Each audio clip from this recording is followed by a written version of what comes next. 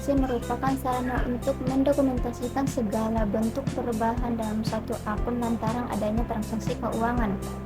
Isi dari buku ini adalah sejumlah perkiraan mengenai ikhtisar dan pengaruh transaksi keuangan terhadap perubahan dalam akun, yaitu aktiva, modal, dan kewajiban perusahaan. Jumlah perkiraan buku besar akuntansi yang dibutuhkan oleh setiap perusahaan tentu saja berbeda-beda. Hal ini disebabkan karena adanya beberapa faktor seperti jenis kegiatan, keuangan, serta kekayaan perusahaan dan volume transaksi perusahaan.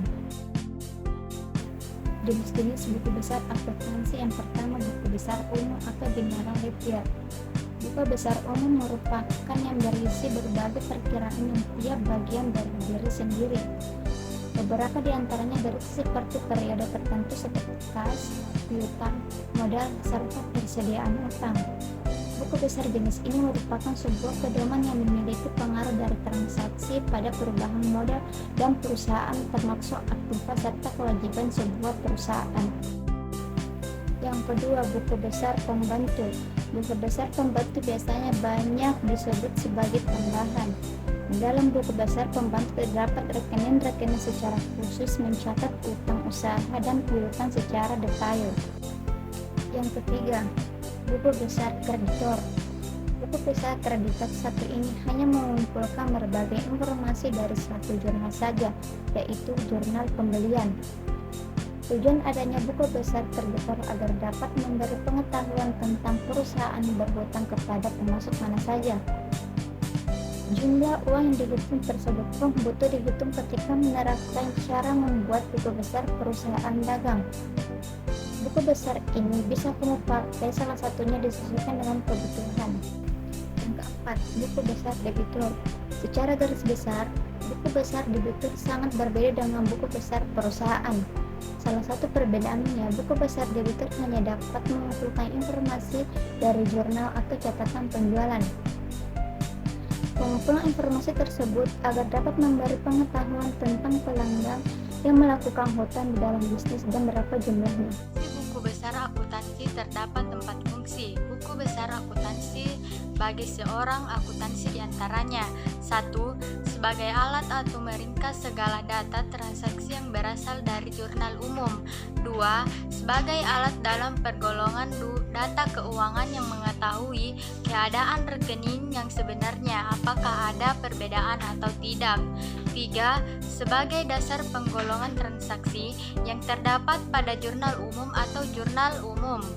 4. Sebagai bahan perlengkapan dalam menyusun laporan keuangan. Bentuk dan contoh buku besar akuntansi. 1. Buku besar berbentuk T. Bentuk buku besar ini banyak digunakan oleh akuntan lantaran berbentuk sederhana. 2. Buku besar berbentuk skontro. Bentuk buku besar selanjutnya adalah skontro, berbentuk 2 kolom. 3. Buku besar berbentuk stafel. Untuk buku besar lainnya adalah stafel. Buku besar ini memiliki bentuk halaman dan mempunyai lajur saldo. Cara mempotensi dari jurnal umum ke buku besar. Setelah memahami pengertian fungsi, manfaat, macam, dan bentuk buku besar, berikut ini adalah cara mempotensi atau memindahkan data dari jurnal umum ke buku besar.